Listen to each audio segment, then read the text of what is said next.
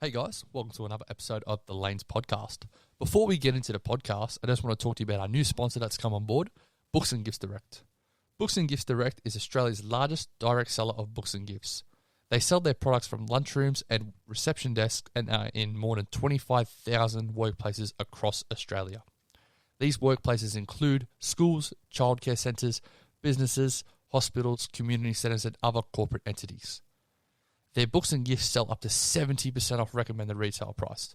And as the leading direct seller of books and gifts across Australia, they have a strong buying power, and without the overheads of a shopfront, they can afford to pass on significant savings. So if you want to take a look more at this, the website's going to be below in the comments section, or you can go www.booksgiftsdirect.com. Thanks for listening, and let's get into the show. And we're back today. Our episode today is going to be 5 teams that are going to be league pass worthy, in my opinion. So, without further ado, let's not waste any more time. Let's get into the show.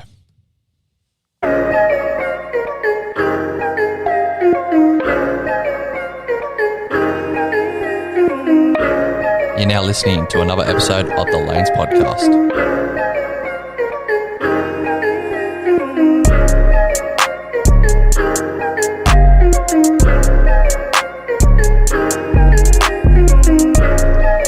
Yes, back again. And today's episode, we're not going to waste any more time. You guys should all know what League Pass means. So it's the NBA's term of their watching, how you can watch teams. For me, it's 5 teams that are really exciting. I reckon they're going to be in the upcoming season. They might not be the best teams in the league. Like, they're not going to be this. This won't have like the Lakers in there. It probably won't have a team like, it won't have a team like, I don't know, who's someone really good? The Jazz, they won't be in this team. Teams that are, usually higher up in the rankings probably won't be there. But without saying that, these teams definitely could be, because I think they're going to be really exciting and really, really, really fun to watch. So let's not waste any time. First team we're going to talk about, I'm going to get them straight up. Charlotte Hornets. This team looks like it's going to be fun as. They've just got Kelly Oubre in their signings. They've just, some of their acquisitions is, whatever, but Kelly Oubre is a really good signing for them. I really like their young player, James Bouknight, they've drafted. He's a real good piece, man. Sorry, excuse me. Yeah, just watching him in the Summer League, he's been really, really nice. I really like what he's doing. Really good scorer. I think he's kind of like what they envisioned Malik Monk to be. Like a guy to just come off the bench, go up, get your shots up, play with a lot of confidence, and I think someone like LaMelo will really relish playing with someone like that. He just wants to go out, score, and LaMelo can just take a break on offense, sometimes facilitate, which is what he's really good at, and getting the ball into people's hands. Other players, I really hope that D'Angelo Ball somehow makes their way on this roster.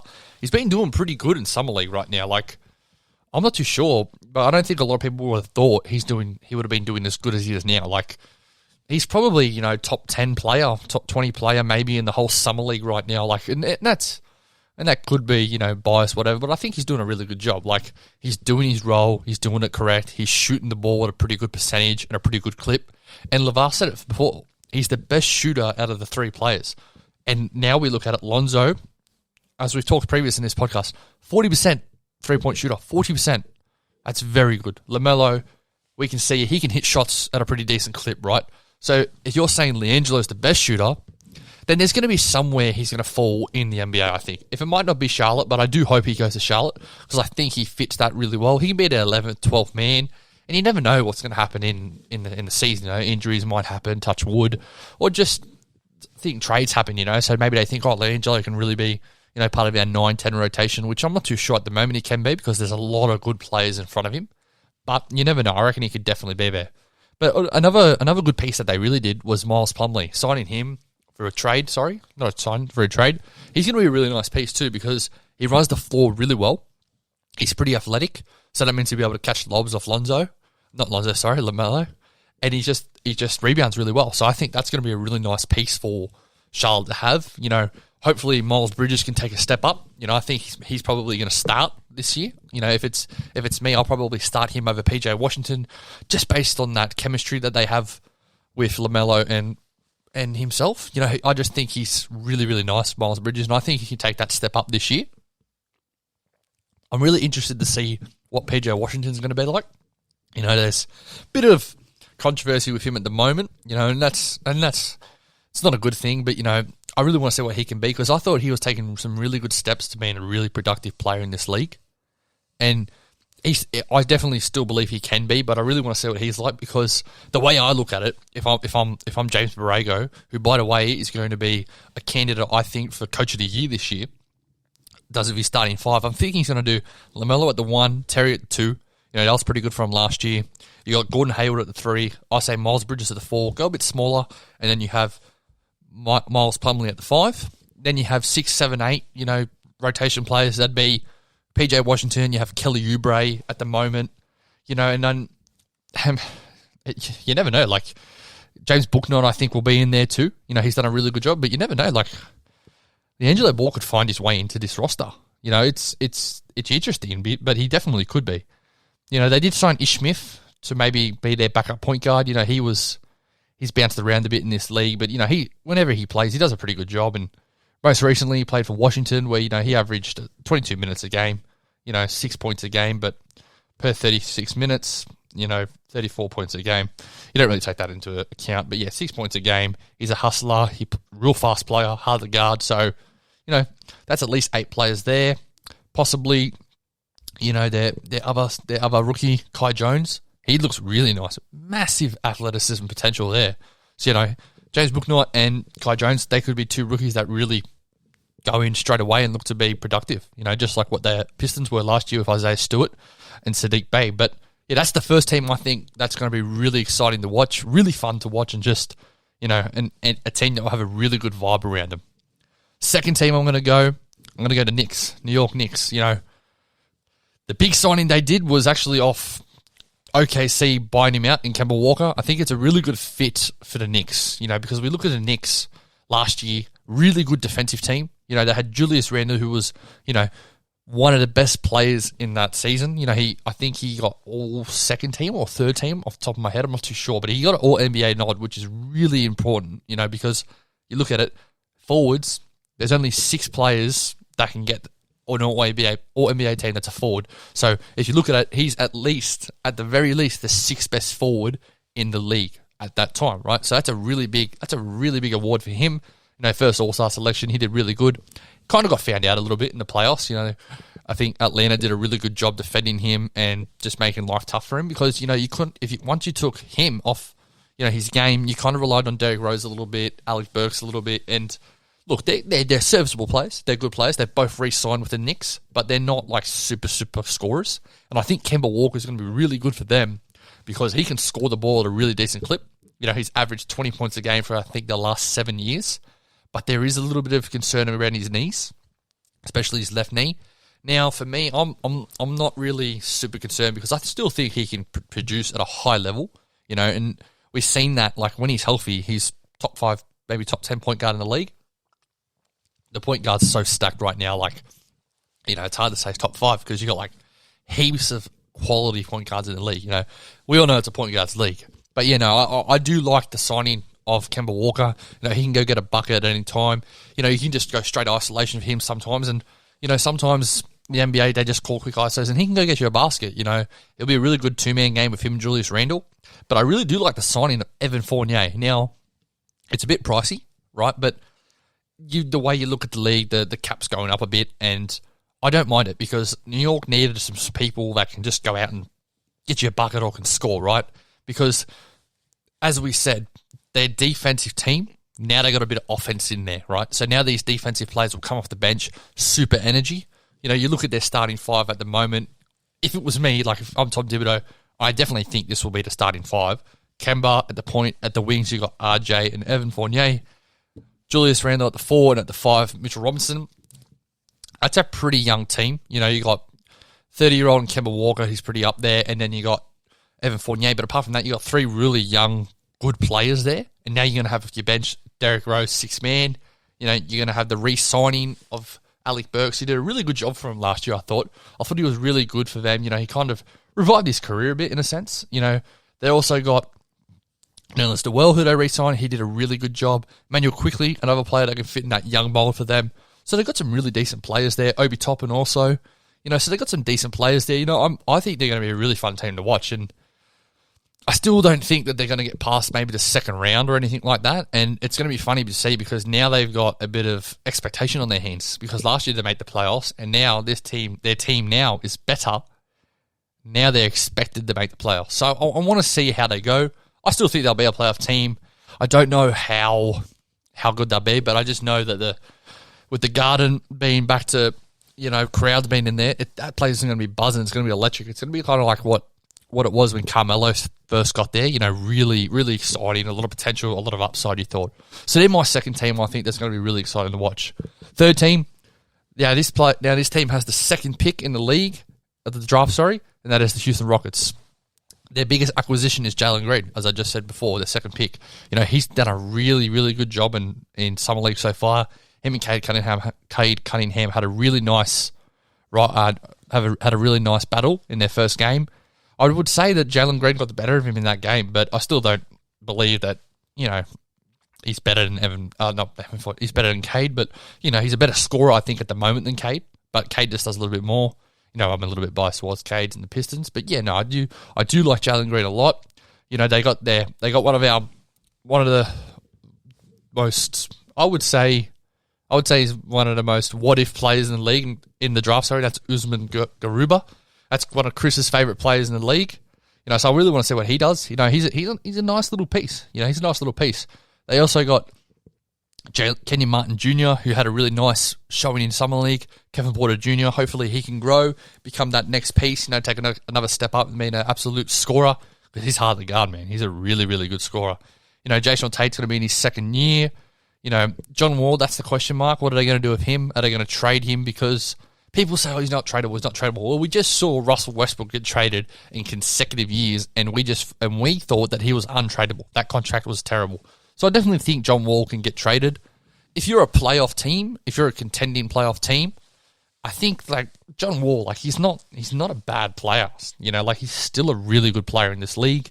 I think he can be a serviceable player to teams. You look at teams that are maybe one or two pieces away. You look at maybe, you're looking at a team like maybe Indiana. Maybe they want to, get a little bit more win now, and they maybe look, all right, we'll pull the trigger on John Wall. Maybe you're looking at a team on the fringe, maybe like the Clippers, because now they don't really care about paying luxury taxes. They've got Steve Ballmer, the richest owner in the league. Maybe they're just like, what, let's go in, let's try to get him. Maybe even a team like New Orleans, I think they need a really strong point guard. Very questionable they let Lonzo go, especially him and Zion and Brandon Ingram all being friends. I don't like that at all for the Pelicans. But going back onto the Rockets, I'd like to see what they do with John Wall. They don't have to trade him, but I still think he can be a good player.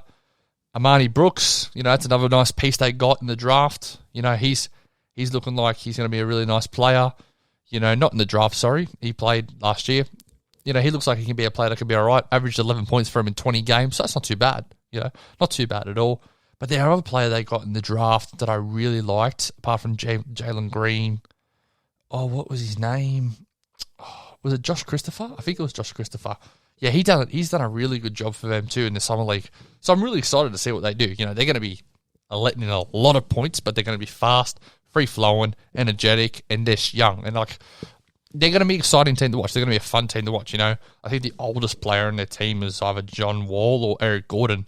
And look for Eric Gordon to get traded. He's 13th year in the league. Oh, they also got DJ Augustin, I think, on their roster. But look for him to trade all their cap and get a lot of cap space. And maybe, possibly, if they go all right, they can maybe have a dig and maybe try to, accelerate this little rebuild they got going on right now. But they're going to be a team that's really exciting.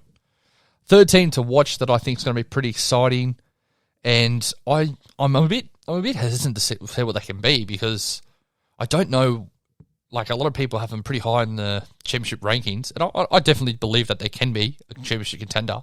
But the Golden State Warriors and me are one team that I really want to watch this year. I really want to see how they go with having, really good rookies, I think they drafted pretty well in Moses Moody and Jonathan Kuminga. They look like two players that can come and, be really good players sort of off the bench straight away. Or maybe, I don't think they'd start them because I think Golden State do a really good job of nurturing and bringing up young guys. But I am excited to see what they do, especially Jonathan Kuminga. He kind of reminds me of like what Harrison Barnes was when he first came in. Really athletic, does a little bit of everything. And I think having a player like Andre Iguodala there for him, you would assume Iggy comes off the bench, so he can learn off Iguodala. You can kind of have Iguodala and they can have Jonathan Kuminga at their wings because they have let Kelly Oubre go to Charlotte. They let him walk. So I'm interested to see what he can be. I'm also interested to see what Klay Thompson's going to be when he comes back because as we all know, Klay Thompson, when he was at his peak fitness, I would say he's the best two guard in the league. And a lot of people are like, really? Yeah, 100%. Like, who would I rather take, him or Bradley Beal? And I would rather take him because he plays defense, he fits in systems, especially for a team like Golden State. I don't know if he'll come back to 100% athletic, or he'll be as fast as what he once was, but he'll still be able to shoot that ball at a high clip. And that's the most important thing. If he can shoot it and he can shoot it well, he'll be fine. He'll be absolutely fine and he'll be really good. He'll be really good for them. I actually have them possibly being, at least right now, I reckon if you look at the West, who would I say that teams that are better than them right now? Like you said to me right now, who's better than them? Probably the Lakers, and I'm still hesitant on them. But apart from that, like you look at it, they're better than Dallas, they're better than Houston, they're better than Memphis, they're better than New Orleans, they're better than San Antonio, they're better than Minnesota, they're better than Oklahoma City, they're better than Portland, they're better than Sacramento, they're better than the Clippers. Now, I would be a bit hesitant to see who I would put over them, but no Kawhi, they're not gonna be a championship contender this year. Kawhi's basically rubbed out for the whole season. The only teams right now better than them is the Lakers, somewhat couple teams that I think that are on the same level with them is Utah and Denver and Phoenix. So the way I look at it, it's number one, Lakers, and then it's like a real pack of who's going to be number two. I know Denver they'll be a bit average without Jamal Murray, so you can kind of, I wouldn't say you rub them out because, if Jamal Murray comes back and he's healthy and he's fit, they're going to be a danger because they're a really good team and they fit really well. But yeah, you look at it, I think I would say right now, and it's crazy because I'm changing my mind as I go on, I think they're the second best team in the West. And, Phoenix is probably the only other team that I would say is better than them. But Utah will be tough. Utah will definitely be tough. But the way I look at it, I would say Golden State's the second best team because they have the best point guard in the league. Having Iguodala back is so big. People underestimate it. And their biggest question mark, James Wiseman, if he can play defense, man, they're going to be hard to play against because you have the best defender, I still think, in the league in Draymond Green right now. Kawhi isn't playing. I think Draymond Green's the best defender. He can defend 1 through 4, and he can 1 through 5, sorry. And he's a great communicator, talks really, really well. So for me, I would have Golden State second, right? I still have hesitations on them. What they're going to be like. They do need to get another backup 5. I think. Kevin Looney, it's been a bit inconsistent in injuries, so I think that maybe they're looking to get another backup 5. Nemanja Bjelica and Otto Porter Jr. really good signings. Great signings. Maybe Kuminga's maybe going to play a 4 a bit, or they'll play Otto Porter at a bit of a 4. The way that I look at it, their starting 5 is going to be Steph, Clay, Wiggins, Dre, Wiseman, and then coming off their bench, they'd have Kuminga, Iguodala, Porter, Bjelica. I really like their player Juan Toscano Anderson. I really liked him last season. I really liked how he played in that play-in tournament game against the Lakers. He didn't look scared at all, and he played really hard and really fast. So for me, yeah, they're the second best team in this league in the West. I changed my mind at the moment because I reckon they might be in the conference finals if they have their team like this because their team's tough. Their team's really nice. But I'm going to move on. Fourth team I think is going to be really exciting to watch, and this is the Orlando Magic. Now, Orlando's not going to be good at all. They're not going to make the playoffs, I don't think. I could be wrong, but I just think first-year coach, they're in basically the first year of a rebuild, but they have a real young, inexperienced team, which can mean highlights and a lot of them. You look at Cole Anthony, he had a really good season last year. You look at his stats last year, they were a bit dipped, but after the All-Star break and after, they did the big trade to get Vucevic off, he averaged 12.9 points a game for them, 47 games played. That's a bit of a question mark right there, so you really want him to, really score. You really want him to play, at least 70 to 85% of their games. He had a really good game against Philadelphia last year where he had 37 in 37 minutes, 8 rebounds, 2 assists. You know, he can really score. He can put the ball he can put the ball in the hole, but we really need to see him defensively. You know, he's a bit of a liability at the moment. You know, they have a lot of question marks too. Like, people forget, like, Mo Bamba, you know, he was a pretty decent pick before. You know, Wendell Carter Jr., you know, what's he going to be like? It's only his third year. You know, it's only Mo Bamba's third year too, but, like, they were 2 players that went in the top 7 of that draft. You know, you've got Markelle Fultz, who's coming off ACL injury, RJ Hampton. You know, I think he can be a really decent piece for them still. You know, watching him play in the NBL, he was super athletic. He just didn't really seem like he was super comfortable with that team.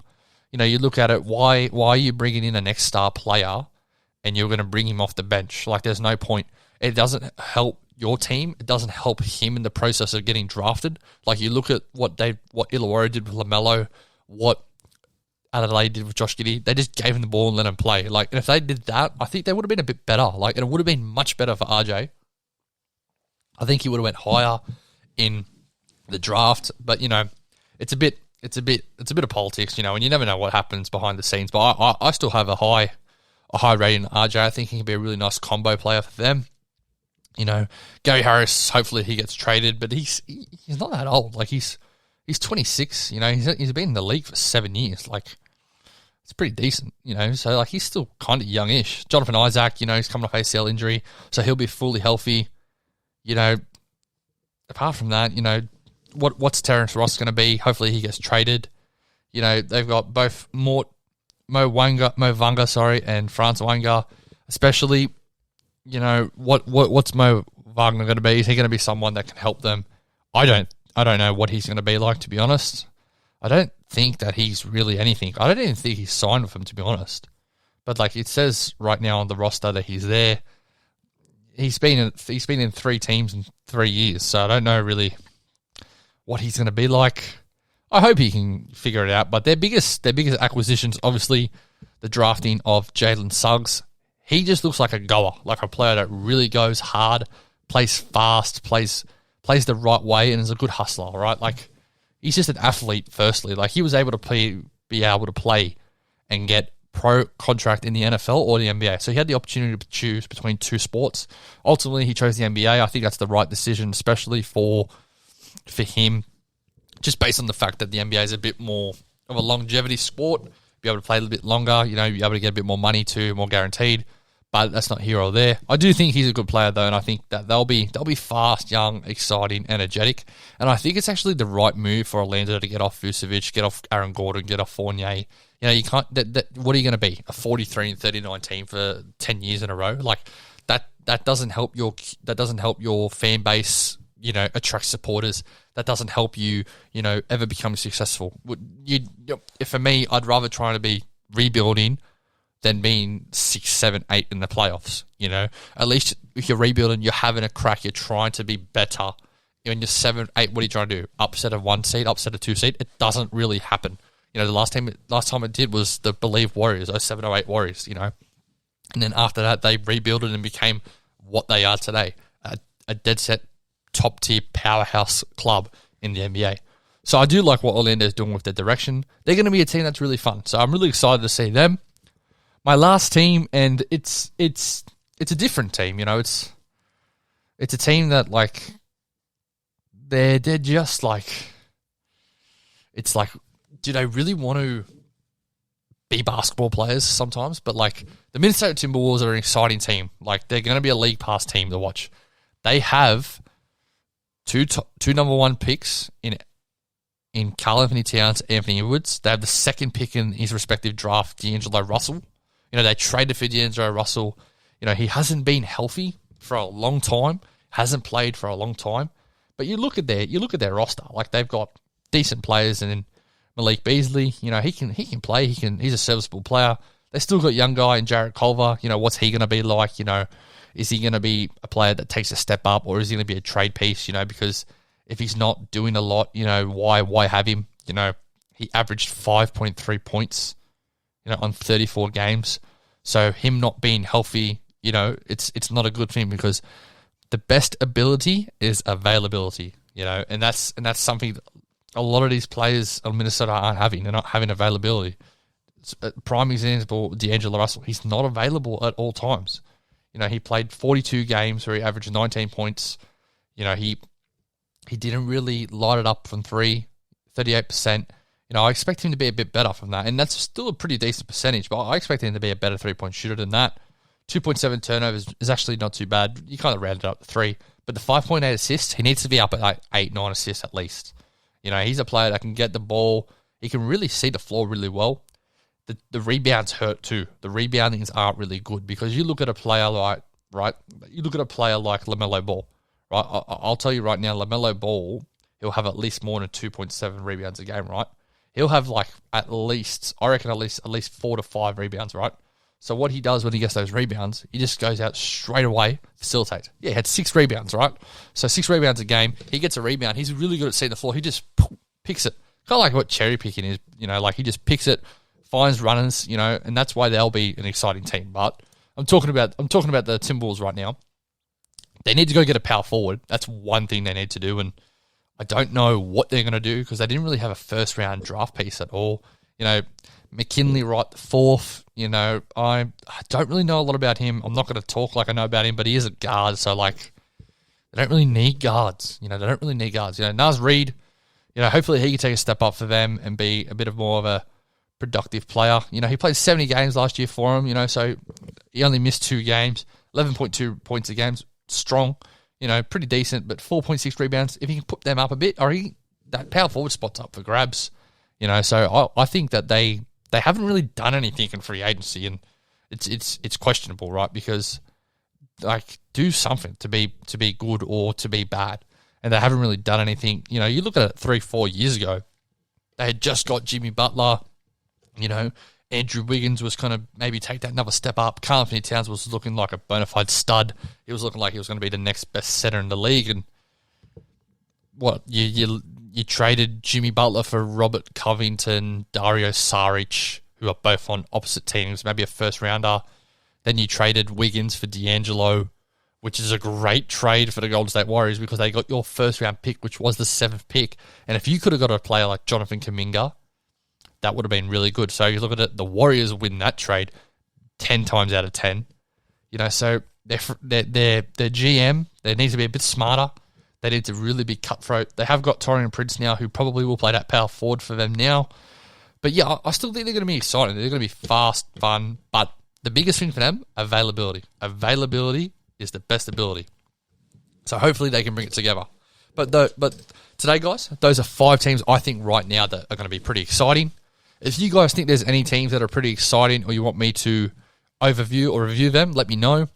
A couple other teams that I thought could have been in this topic would have been New Orleans Pelicans, but the loss of LaMelo is massive for them. Sacramento's always, I don't know, man. They're just average as, like they're terrible. Like they're like the West Tigers of the NRL. Like they're just head scratchers. Like it just doesn't make sense. The Detroit Pistons I think are maybe 1-2 years away. They'll be an exciting team to watch with Cade on there, but I still think they're 1 to 2 years away. But yeah, no, those are the teams I think that are going to be exciting. I really could have put 6 teams, put Detroit in there, but I do talk about Detroit a bit too much already on this podcast as it is. So guys, thanks for listening, and make sure you put your bell on any app you got, so that way you can notify when you got a podcast, when any of these podcasts are up. And please, like, share, and subscribe when you can. But at the end of the day, have a great day. Take care, guys. Thanks for listening to another episode of the Lanes Podcast. Make sure you find us on Instagram, Spotify, Apple Podcasts, YouTube, or anywhere else you find your podcast services. Make sure you like, share, and subscribe, and have a great day.